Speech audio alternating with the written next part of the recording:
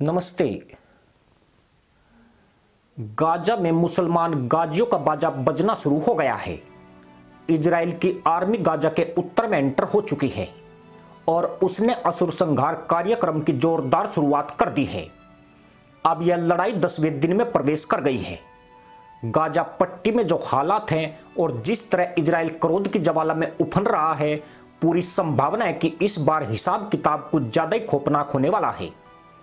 America की धमकी काम कर चुकी है और खाड़ी देशों ने 4 दिन बकलोली करने के बाद अब फिलिस्तीन को अपने पिछवाड़े दिखा दिए हैं।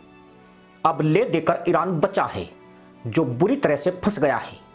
अकेले मुल्ला ने हल्ला करके अब अपनी सामत बुला ली है। जो तुर्की इजराइल के हमले की शुरुआत में गाजा गाजा चिल्ला था, वह भी पलटी मार गया है और खाड़ी देशों की तरह तमाशा देखो आराम फरमाओ की स्थिति में आ गया है। सबसे बड़ा बदलाव तो इस जंग में यह दिखा कि खुद फिलिस्तीन ने ही हमास से पल्ला झाड़ दिया और राष्ट्रपति महमूद अब्बास ने फिलिस्तीन मुक्ति मोर्चा को गाजा का वास्तविक प्रतिनिधि बता दिया। यह बदलाव इसलिए नहीं आया कि मुस्लिम देश शांति अहिंसा के ध्वजवाहक या दूध के धुले हुए हैं, बल्कि यूरोप, पश्चिम अमेरिका और भारत जैसी महाशक्तियों के इजराइल के पक्ष में खड़ा होने से इन जाहिलों पर विपरीत असर पड़ा है, जिसमें खौफ भी है और आर्थिक पाबंदियों का डर भी शामिल है।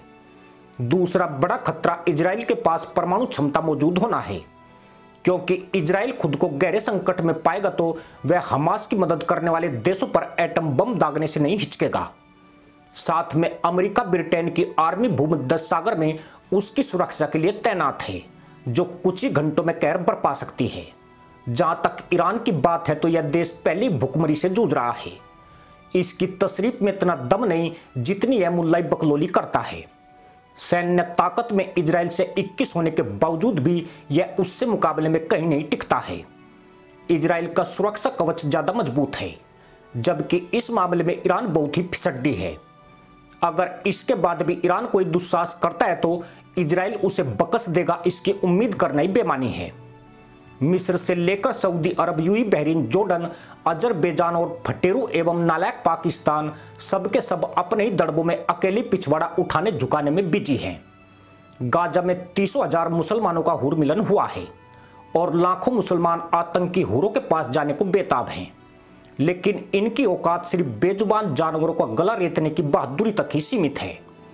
असली शेर खुलेआम इनकी ठुकाई कर रहा है, पर इनकी मत चू करने तक की नहीं हो रही है। 2 दिन पहले तक ईरान धमकी पे धमकी दे रहा था कि अगर इजराइल ने गाजा पर हमला किया तो ईरान चुप नहीं बैठेगा। यही बकलोली कई मुल्ला देशों ने भी की थी। इजराइल ने गाजा पर हमला कर दिया तो बाद में बोला गया कि अगर गाजा में जमीनी कार्रवाई की गई तो मुस्लिम देश हमला कर देंगे। अब गाजा में इजरायली सेना घुस चुकी है तो बकलोली पूरी तरह बदल गई है। ईरान का ताजा बयान आया जिसमें कहा गया कि इजराइल का विरोध करने वाले नेता उसके सैनिकों को कब्रिस्तान में बदल देंगे। कहा तो यह भी गया था कि हमास के लड़ाके गाजा में इजराइल के सैनिकों का इंतजार कर रहे हैं। यानी इन जाहिलों में इतनी शर्म नहीं बची है कि ऐसी मुल्लाई घुड़की से उनकी पूरी कौम की बेइज्जती हो रही है।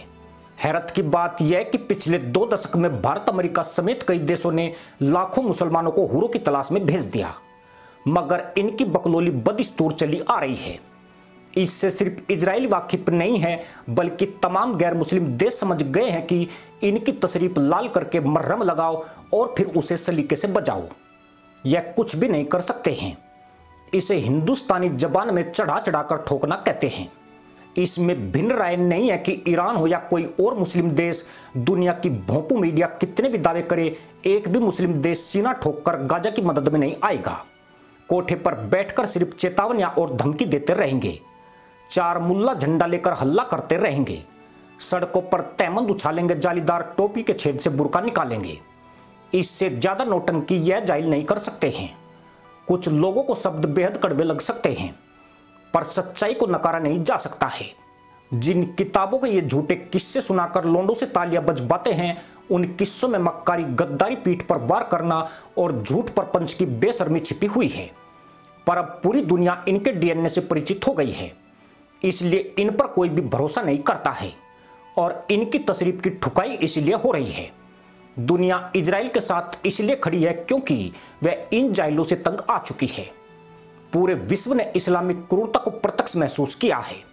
जहां जहां इनकी मौजूदगी है, इन्होंने गंदगी फैलाई है। अब दुनिया इन्हें पहले से अधिक सीरियस लेने लगी है, क्योंकि इनकी हर पहल में एक चाल छुपी होती है। यही कारण है कि इजराइल हमास जंग में इनकी कोई दाल नहीं गल रही है और गाजा की मुस्लिम कौम बेरहमी से मर रही है। इसी के साथ अनुमति दोस्तों, जय हिंद, वंदे मातरम।